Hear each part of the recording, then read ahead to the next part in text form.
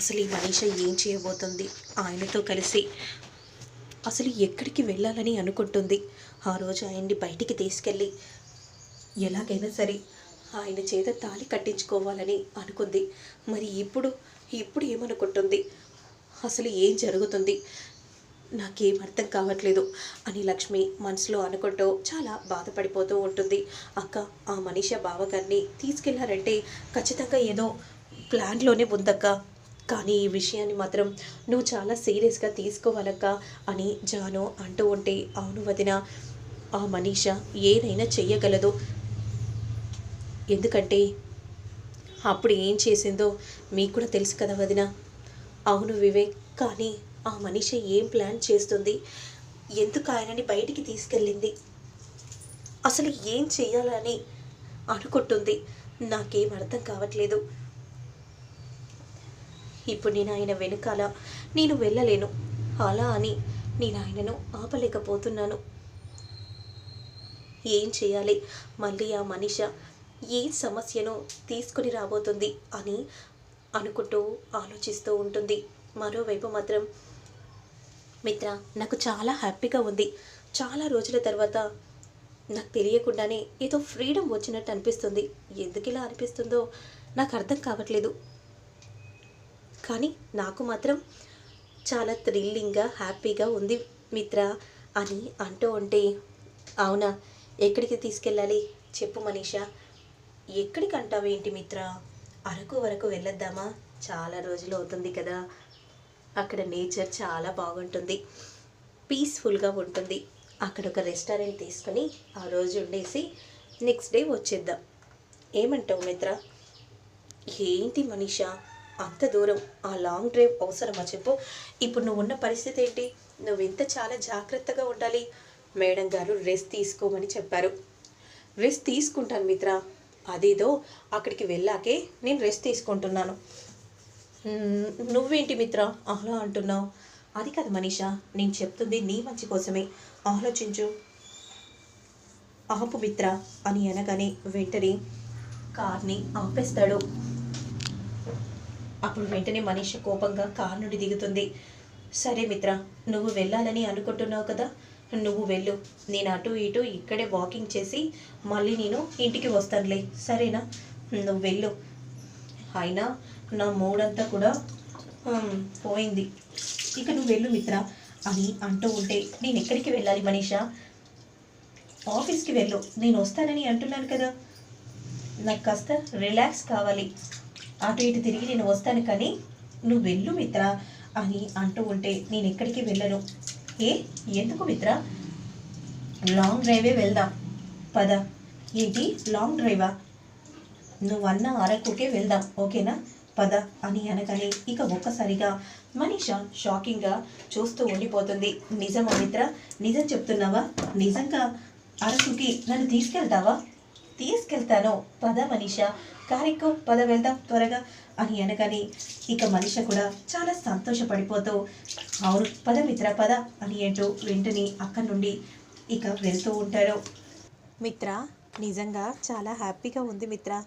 నువ్వు మళ్ళీ నన్ను లాంగ్ డ్రైవ్కి తీసుకెళ్తున్నావు. ఎన్ని రోజులు అవుతుంది మిత్ర ఇలా మనం బయటికి వెళ్ళక? నీ సంతోషం కోసం నేనేమైనా చేస్తాను, సరేనా మనీషా? నా ట్రాప్లోకి ఇంత త్వరగా వస్తావని అనుకోలేదు మిత్ర. ఇన్నాళ్లకు నేనేంటో నా విలువేంటో నీకు అర్థమవుతుంది అని మనసులో అనుకుంటూ మనీష చాలా సంతోషపడిపోతూ ఉంటుంది. పాపం లక్ష్మికి ఊహించని ట్విస్ట్ ఇస్తాను. లక్ష్మి, ఎప్పుడు చూడు నేనేం చేస్తానో ఎవ్వరికీ తెలియదు. దిమ్మ తిరిగేలా నీకు సమాధానం ఇవ్వబోతున్నాను అని మనసులో అనుకుంటూ ఉంటుంది. ఇక మరోవైపు మాత్రం లక్ష్మికి ఏం చేయాలో అర్థం కాక దీర్ఘంగా ఆలోచిస్తూ ఉంటుంది. ఇక అరకుకు చేరుకుంటారు. వావ్ మిత్ర, వ్యూ చూడడానికి ఎంతో అందంగా ఉంది. అయినా అద్భుతమైన ప్రదేశాలు చూడాలంటే అరకుకు ఖచ్చితంగా వచ్చి తీరాలి కదా మిత్ర అని అంటూ ఉంటే, ఇక మిత్ర కూడా అలానే చూస్తూ ఉంటాడు. మనీష చాలా సంతోషంగా ఉంది. మనీష ఇంత సంతోషంగా ఉంటే కడుపులో ఉన్న బిడ్డ కూడా అంతే హ్యాపీగా ఉంటాడు అని మనసులో మిత్ర అనుకుంటూ చాలా సంతోషంగా మనీషాను చూస్తూ ఉండిపోతాడు. మనీషా, ఏంటి మిత్ర, నీకు ఈ వ్యూ చాలా బాగా నచ్చింది అనుకుంటా. చాలా చాలా బాగా నచ్చింది మిత్ర. సరే, ఇక పద, నువ్వు రెస్ట్ తీసుకోవాలి. ఇప్పుడు నువ్వు ఎక్కడికి వెళ్దాం మిత్ర? ఆల్రెడీ రెస్టారెంట్ బుక్ చేశాను కదా, అక్కడికి పద అని విధంగా అంటూ వెంటనే రెస్టారెంట్కి వెళ్ళగానే రెస్టారెంట్ని ఎంతో అందంగా అలంకరిస్తూ ఉంటారు. ఏంటి మిత్ర, ఈ రెస్టారెంట్ నుండి ఇంత అందంగా అలంకరిస్తున్నారో? అప్పుడు వెంటనే కొలిక్ని పిలవగానే ఇక్కడ ఒకరి శ్రీమంతం జరుగుతుంది, అందుకే ఇంత అందంగా డెకరేషన్ చేస్తున్నాం. ఇంకా సేపట్లో శ్రీమంతానికి అందరు కూడా వస్తున్నారు, మీరు కూడా రండి. అవునా, నేను కూడా ప్రెగ్నెంటే. అయితే మీరు చక్కగా మేమిచ్చే చీరను కట్టుకొని మీరు కూడా వచ్చి కూర్చోండి. అయ్యో పర్లేదండి, ఎవరికో చేయాలని అనుకుంటున్నారు కదా, వాళ్ళకు చేసేయండి. నాకు శ్రీమంతం ఎందుకో?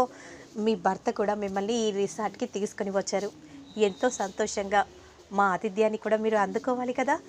మీరు కాదనకండి ప్లీజ్ అండి. మీరైనా చెప్పండి, మీ భర్తగా మీరు కూడా చెప్తే తను వింటుందేమో అని అనగానే ఇక ఏం చెప్పాలో అర్థం కాక అలా చూస్తూ ఉండిపోతాడు మిత్ర. ప్లీజ్ మేడం, ఇదిగోండి మేడం, చీర తీసుకోండి అని విధంగా అంటూ ఉంటే ఇక అప్పుడు వెంటనే తీసుకో మనీషా, వాళ్ళని ఎందుకు ఇబ్బంది పెట్టడం అని అనగానే ఇక వెంటనే మనీషా చీర తీసుకొని రెడీ అవుతూ ఉంటుంది. ఇక అందులో వర్క్ చేస్తున్న ఒక వ్యక్తి వచ్చి, మేడం మీరు చెప్పినట్టుగానే ఇక్కడ అన్ని అరేంజ్మెంట్స్ చేసేసాము, నాకు కూడా అదే కావాలి కదా.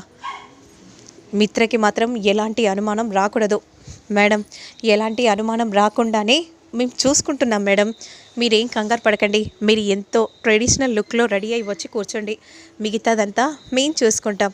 ఇక పబ్లిసిటీ చేయడానికి కూడా మీడియా వాళ్ళు కూడా లాస్ట్ మూమెంట్లో వస్తారు, న్యూస్ కూడా వాళ్ళ వరకు చేరుతుంది, అదే నాకు కూడా కావాలి.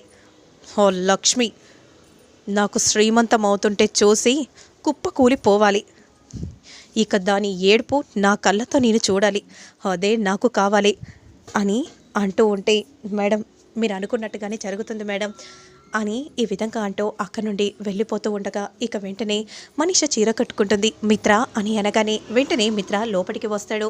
మనీషాను చీరలో చూసి, నిజంగా చాలా అందంగా ఉన్నావు మనీష, ఎన్ని రోజులు అవుతుంది మిత్ర ఈ విధంగా ట్రెడిషనల్ లుక్లో రెడీ అయ్యి? చాలా రోజులు అవుతుంది. మళ్ళీ ఈరోజు మళ్ళీ ఈ విధంగా ఇప్పుడు ఈ చీర కట్టుకొని నీ ముందున్నాను, నిజంగా చాలా సంతోషంగా ఉంది మిత్ర, నీ రూపం నా కడుపులో పెరుగుతుంది. పుట్టేవాడు నీలా ఉంటాడో నాలా ఉంటాడో తెలీదు, కానీ నాకు నీ ప్రతిరూపాన్ని ఇచ్చావు, నాకు చాలు మిత్ర అనే విధంగా అంటూ మిత్ర చేతులను పట్టుకొని అలా బాధపడిపోతూ ఉంటే, నిజంగా నువ్వు చాలా మంచిదని మనీష, నువ్వు నన్ను ఎంత బాగా అర్థం చేసుకుంటున్నావు, కానీ నేను మిస్ చేసుకున్నందుకు కాస్త బాధపడ్డాను. ఏంటి మిత్ర, మిస్ చేసుకోవటం కాదు మిత్ర, నువ్వు మిస్ చేసుకున్నా నేను ఎలా మిస్ చేసుకుంటాను, నేను ఎప్పటికీ నిన్ని రూపాన్ని నిన్ను మర్చిపోను మిత్ర అనే విధంగా అంటూ అలా ఒకరికొకరు చూసుకుంటూ ఉంటారు. ఇక మరోవైపు వెంటనే మనీషకు శ్రీమంతం చేస్తూ ఉంటే అంతలో మీడియా వాళ్ళు వస్తారు. ఇక మీడియా వాళ్ళని చూసిన మిత్ర ఒక్కసారిగా షాక్ అయిపోతాడు. మీడియా వాళ్ళేంటి ఇలా వచ్చారు అని అనుకుంటూ చూస్తూ ఉండగా అదే సమయానికి, రండి సార్ రండి, మనీషా మేడంకి మీ చేతులతో గాజులు వేయండి, అలాగే మీరు కూడా మీ భార్యకి వచ్చి గాజులు వేయండి అని విధంగా అంటూ అలా ఇద్దరికి కూడా శ్రీమంతం జరుగుతూ ఉంటుంది. ఏంటి ఈ మీడియా వాళ్ళు ఇంత సడన్గా ఇలా వచ్చారు? ఎమ్మెల్యే పాపకి ఇక్కడ శ్రీమంతం జరుగుతుంటే మీడియా వాళ్ళు ఖచ్చితంగా ఫొటోస్ తీసుకుంటారు కదా సార్, అందుకే వచ్చారు sir, if you don't my మీరు కూడా గాజులు వేయండి అని అనగానే వెంటనే అలా మనీషకు గాజులు వేస్తూ ఉంటే ఫొటోస్ తీస్తూ ఉంటారు. ఇక అలా న్యూస్లో వీడియోస్లలో ఎక్కడ కూడా అది మారుమోగుతూ ఉంటుంది. ఇక అంతలో వివేక్ ఆ న్యూస్ని చూసి వదిన అని పిలవగానే వెంటనే లక్ష్మి వచ్చి క్రిందికి చూసేసరికి ఒక్కసారిగా షాకింగ్గా చూస్తూ ఉండిపోతుంది. మరి ఆ తర్వాత ఏం జరుగుతుందని మళ్ళీ నేను నెక్స్ట్ వీడియోలో అప్లోడ్ చేస్తాను, లేట్ చేయకుండా చూసేయండి.